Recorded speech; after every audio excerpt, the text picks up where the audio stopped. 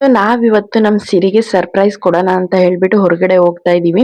ಗಾಡಿ ಓಡ್ಸೋದ್ ನಾನೇ ಆದ್ರೂ ಅವ್ರ ಅಪ್ಪ ಹೇಳಿದಾರೆ ಕೊಡ್ಸ್ತಿರೋದ್ ಅವ್ಳ್ಗೆ ಅಂತ ಹೇಳ್ಬಿಟ್ಟು. ನಾವು ನಿನ್ನೆ ಮೊನ್ನೆಯಿಂದನೂ ಕೂಡ ಅವ್ಳಿಗೆ ಜಸ್ಟ್ ಹೇಳಿದ್ವಿ ಅಷ್ಟೇ ಸರ್ಪ್ರೈಸ್ ಸಿಗುತ್ತೆ ಅಂತ ಹೇಳ್ಬಿಟ್ಟು. ಅದೇನು ಅಂತ ಅವಳ ಮುಂದೆ ಒಂದು ಮಾತು ಕೂಡ ಆಡದೆ ಮೇಂಟೈನ್ ಮಾಡ್ಕೊಂಡು ಬಂದಿದ್ವಿ. ಮತ್ತೆ ಇವತ್ತು ಟೈಮ್ ಬಂದು ಇವಾಗ 4 ಗಂಟೆ ಆಗಿದೆ. ನಾವು ಸ್ನಾನ ಎಲ್ಲ ಮುಗಿಸ್ಕೊಂಡು ಊಟ ಎಲ್ಲ ಮುಗಿಸ್ಕೊಂಡು ಇವಾಗ ಹೊರಟಿದೀವಿ. ನಾವು ಬಂದಿದ್ದು KR ನಗರದಲ್ಲಿರೋ TVS ಶೋರೂಮ್ ಹತ್ರ. ಮತ್ತೆ ಪ್ರಸನ್ನ ಅವರು ನಮ್ಮಿಬ್ರನ್ನ ಬಿಟ್ಬಿಟ್ಟು ನಮ್ಮ ಅಣ್ಣವ್ರು ಬರ್ತಾರೆ ಅಂತ ಹೇಳ್ಬಿಟ್ಟು ಅವ್ರನ್ನು ಕರ್ಕೊಂಡ್ ಬರೋದಕ್ಕೆ ಅಂತ ಹೋಗ್ತಾ ಇದ್ದಾರೆ. ಯಾರಿಗೆ?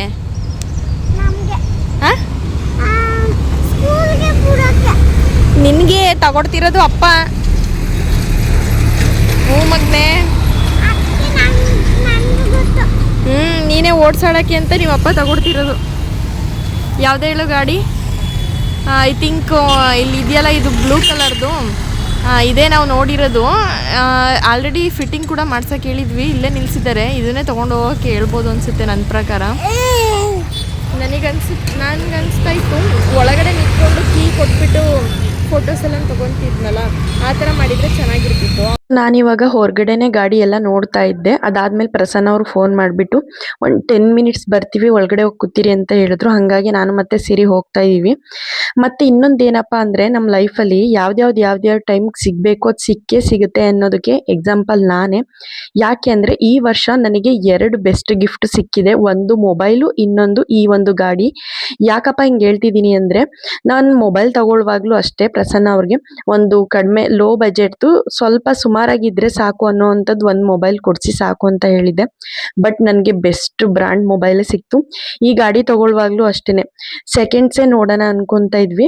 ಬಟ್ ಸೆಕೆಂಡ್ಸ್ ಬೇಡ ಅದು ಇದು ಅಂದ್ಕೊಂಡು ಇವಾಗ ಶೋರೂಮ್ ಗಾಡಿನೇ ತಗೊಳ್ಳೋಣ ಅಂದ್ಕೊಂಡು ಒಂದು ಡಿಸೈಡ್ ಆಗಿ ಬಂದಿದ್ದೀವಿ. ಹಾಗೆ ನಮ್ಗೆ ಯಾವ್ದು ಸಿಗಬೇಕು ಬೆಸ್ಟ್ ಒನ್ ಅದು ನಮ್ಮ ಲೈಫಲ್ಲಿ ನಮಗೆ ಸಿಕ್ಕೇ ಸಿಗುತ್ತೆ. ಮತ್ತೆ ಇವಾಗ ನಾನು ಒಳಗಡೆ ಕರ್ಕೊಂಡು ಬಂದೆ ಅಲ್ವಾ, ನಮ್ಮ ಸಿರಿ ಅಂತೂ ಸುಮ್ಮನೆ ಇರ್ತಾನೆ ಇಲ್ಲ. ಅಲ್ಲಿ ವರ್ಕ್ ಮಾಡ್ತಿದ್ರಲ್ಲ ಅವರೆಲ್ಲ ನೋಡ್ತಾನೆ ಇದ್ರು ನಮ್ಮ ಪಾಪುನ ಮತ್ತೆ ಸಿರಿನ. ನಾನು ಹೆಂಗೋ ಒಂದು 5 ನಿಮಿಷ ಇದ್ದೆ. ಅದಾದ್ಮೇಲೆ ಪ್ರಸನ್ನ ಅವರು ಮತ್ತೆ ನಮ್ಮ ಅಣ್ಣ ಅವರು ಬರ್ತಾರೆ ಅಂತ ಹೇಳಿದ್ನಲ್ಲ, ಸೊ ಅವರು ಬಂದರು. ಸದ್ಯ ಅವ್ರು ಬರೋದನ್ನೇ ವೆಯ್ಟ್ ಮಾಡ್ತಾ ಇದ್ದೆ. ಯಾಕೆಂದರೆ ನಮ್ಮ ಪಾಪುನ ಅವ್ರ ಕೈಲಿ ಯಾರಿಗಾದ್ರೂ ಕೊಟ್ಬಿಟ್ಟು ನಾನು ಸ್ವಲ್ಪ ಫ್ರೀ ಆಗಿರ್ಬೋದಲ್ಲ ಅಂತ ಹೇಳ್ಬಿಟ್ಟು. ಹಾಗೆ ನಮ್ಮ ಅಣ್ಣ ಅವರೆಲ್ಲ ಬಂದ್ರಲ್ಲ, ಸದ್ಯ ಹೆಂಗೋ ನಮ್ಮ ಪಾಪುನ ತಗ್ಲಾಕ್ಬಿಟ್ಟೆ. ನನಗಂತೂ ಇವಾಗ ಅವಳನ್ನ ಎಲ್ಲೂ ಹೊರಗಡೆ ಎತ್ಕೊಳ್ಳೋಕ್ಕೆ ಆಗಲ್ಲ. ಅವಳು ಬೇರೆ ಸುಮ್ಮನೆನೂ ಇರಲ್ಲ.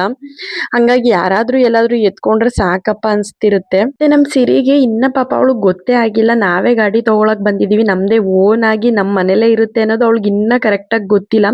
ನಮ್ಮ ಅಣ್ಣ ಅವರೆಲ್ಲ ನಾವೇ ಇಟ್ಕೊತೀವಿ ನಮ್ಮದೇ ಗಾಡಿ ಅಂದರೆ ಪಾಪ ಅವಳಿಗೆ ಏನು ಹೇಳೋದಕ್ಕೂ ಗೊತ್ತೇ ಆಗ್ತಿರ್ಲಿಲ್ಲ. ಯಾಕೆ ಅಂದ್ರೆ ನಾವು ಇಷ್ಟು ದಿನ ಬೇರೆಯವ್ರ ಗಾಡಿ ಯೂಸ್ ಮಾಡ್ತಿದೀವಿ ಅಲ್ವಾ, ಸೊ ಹಂಗಾಗಿ ಅವಳಿಗೆ ಒಂಥರ ಇನ್ನ ಕ್ಲಾರಿಟಿ ಬಂದೇ ಇಲ್ಲ. ಈ ಗಾಡಿ ನಮ್ಮ ಮನೇಲೇ ಇರುತ್ತೆ, ನಾವೇ ತಗೊಂತಿರೋದು ಅಂತ ಹೇಳ್ಬಿಟ್ಟು ಏನೋ ಒಂದು ಸುಮ್ಮನೆ ಇದ್ಲು ಅಷ್ಟೇ.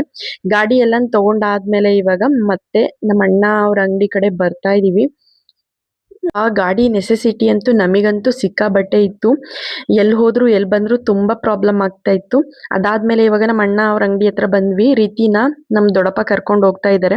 ಅವಳನ್ನ ಎತ್ಕೊಂಡು ನಾವು ಇನ್ನೂ ಸ್ವಲ್ಪ ಏನೇನೋ ಕೆಲಸ ಇತ್ತು ಅದನ್ನೆಲ್ಲ ಮುಗಿಸ್ಕೊಂಡು ಬರೋಕ್ಕೆ ಅವಳು ಬಿಡ್ತಿರ್ಲಿಲ್ಲ. ಸ್ವಲ್ಪ ಮಳೆ ಬರೋ ಥರನೂ ಇತ್ತಲ್ವಾ, ಸೊ ಹಂಗಾಗಿ ಅವರು ನಾನು ಎತ್ಕೊಂಡು ಹೋಗ್ತೀನಿ ಅಂತ ಹೇಳಿದ್ರು. ಇನ್ನು ನನಗೂ ಈಸಿ ಆಯಿತು ಅಂತ ಹೇಳ್ಬಿಟ್ಟು ಅವಳನ್ನ ಅಲ್ಲಿ ಕಳಿಸ್ಬಿಟ್ಟೆ.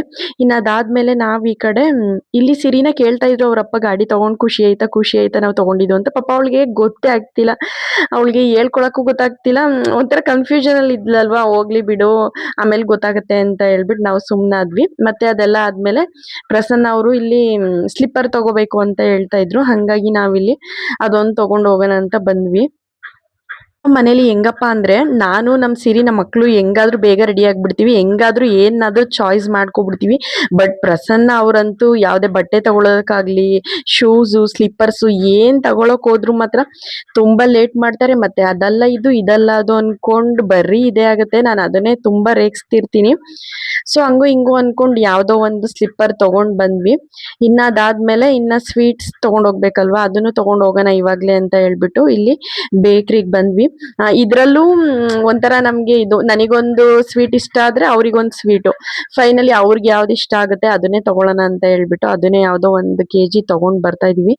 ಮತ್ತೆ ಬಂದ್ವಿ ಅಲ್ವಾ, ಇವಾಗ ನಮ್ ಪ್ರೀತಿ ಬೇಬಿ ಏನ್ ಮಾಡ್ತಾ ಇದ್ದಾಳೆ ಅಂತ ನೋಡೋಣ ಅಂತ ಹೇಳ್ಬಿಟ್ಟು ಬಂದ್ವಿ. ಅವಳೇನ್ ಅಳ್ತಿರಲ್ಲ ನಮ್ ದೊಡ್ಡಪ್ಪ ಹತ್ರ.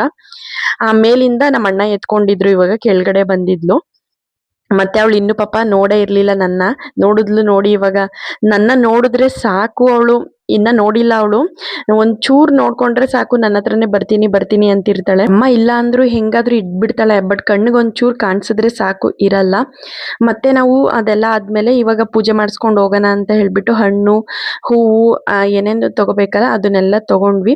ತಗೊಂಡಾದ್ಮೇಲೆ ನಿಂಬೆಹಣ್ಣು ಒಂದು ಗಾಡಿಗೆ ಕಟ್ಟಬೇಕಲ್ಲ ನೋಡಿ, ನಿಂಬೆಹಣ್ಣು ಮತ್ತೆ ಮೆಣಸಿನ್ಕಾಯಿ ಅದೆಲ್ಲ ಹಾಕ್ಬಿಟ್ಟು, ಸೊ ಅದೊಂದು ಇರ್ಲಿಲ್ಲ ಅಂತ ಹೇಳ್ಬಿಟ್ಟು ಇವಾಗ ಮನೆಗೆ ಹೋಗ್ಬಿಟ್ಟು ಅದನ್ನೆಲ್ಲ ರೆಡಿ ಮಾಡ್ಕೊಂಡು ಬರೋಣ ಅಂತ ಹೇಳ್ಬಿಟ್ಟು ಇವಾಗ ಇನ್ನೊಂದ್ಸರಿ ಮನೆಗೆ ಬಂದ್ವಿ. ಮತ್ತೆ ನಮ್ ಸಿರಿ ನಾವು ಸ್ವೀಟ್ ಕೊಡ್ತೀವಿ ಅಂದ್ರು ಕೇಳ್ತಾ ಇಲ್ಲ.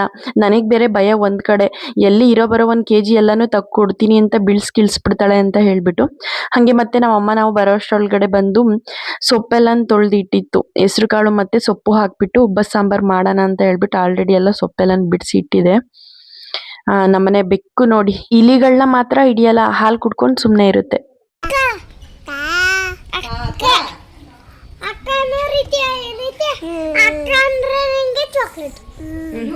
ಚಾಕ್ಲೇಟ್ ಇಸ್ಕೊಳ್ವೆ ಅಕ್ಕ ನಾವು.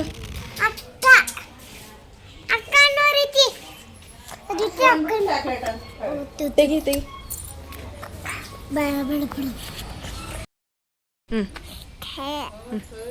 ತಾತ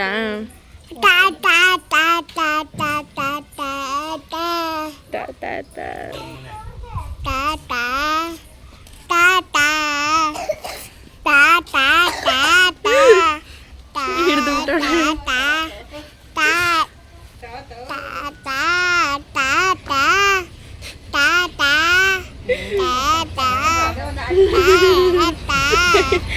ಅದೇ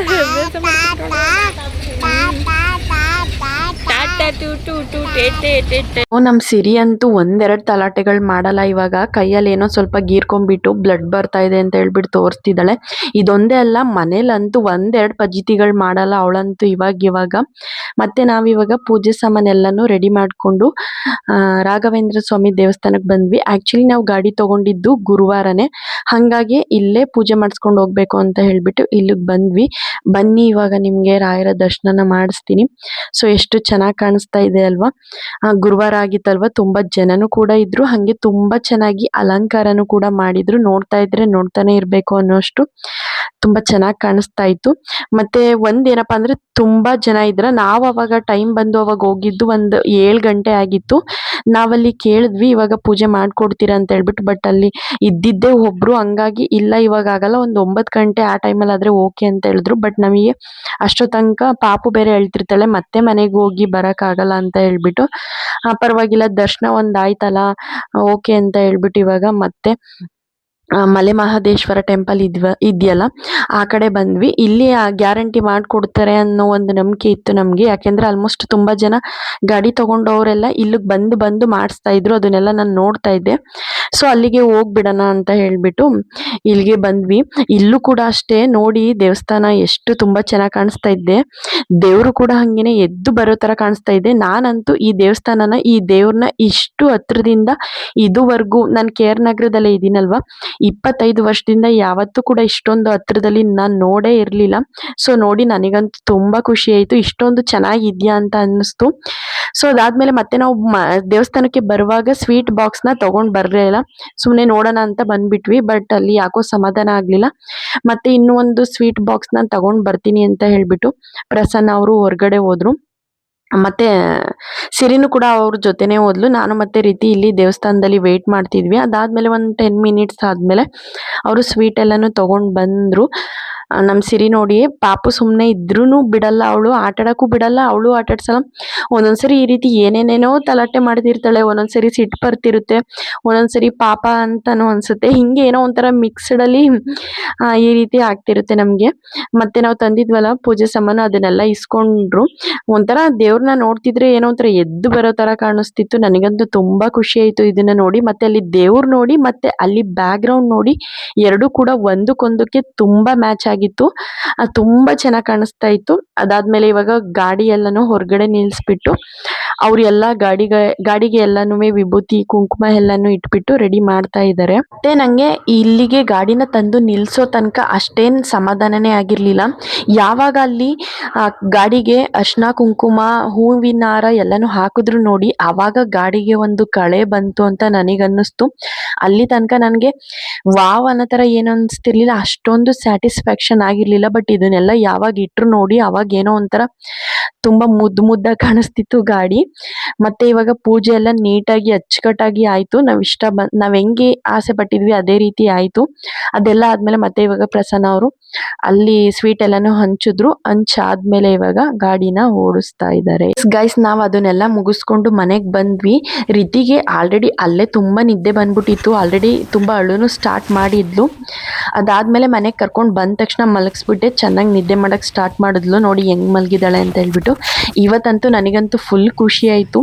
ಅದೇನೇ ಆಗಲಿ, ಅದೇನೇ ಚಿಕ್ಕ ವಸ್ತು ಆಗಲಿ ದೊಡ್ಡ ವಸ್ತು ಆಗಲಿ, ನಾವು ಕಷ್ಟಪಟ್ಟು ತೊಗೊಂಡು ಅದರಲ್ಲಿ ನಮಗೆ ಸಿಗೋವಂಥ ಖುಷಿ ನೋಡಿ ಅದು ತುಂಬ ದೊಡ್ಡದು ಅಂತಲೇ ಹೇಳ್ಬೋದು. ಸೊ ಇವತ್ತಿನ ವಿಡಿಯೋ ಇದಿಷ್ಟೇ ಆಗಿತ್ತು. ನಿಮ್ಗೆ ಇಷ್ಟ ಆದರೆ ಲೈಕ್ ಮಾಡಿ ಸಪೋರ್ಟ್